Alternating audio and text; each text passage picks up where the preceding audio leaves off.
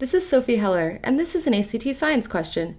The question is asking us to compare the two views of these environmentalists.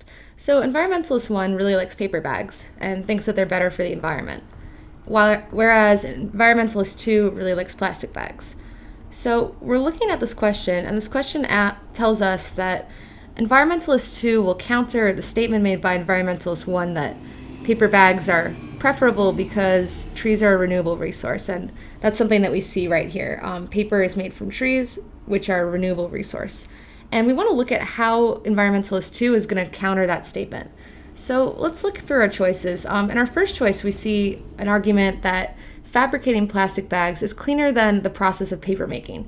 So if we look at environmentalist 2, we see that in the first paragraph, environmentalist 2 says that plastic bags are stronger. And the second paragraph talks about how the paper industry uses thousands of acres of trees, and replacing these trees needs soil management, and even new paper methods will result in soil erosion and loss of homes for countless species of animals. So these are some pretty bad consequences. Whereas plastic only needs a little bit of petroleum, and these byproducts of petroleum and gasoline are the only things that are left behind.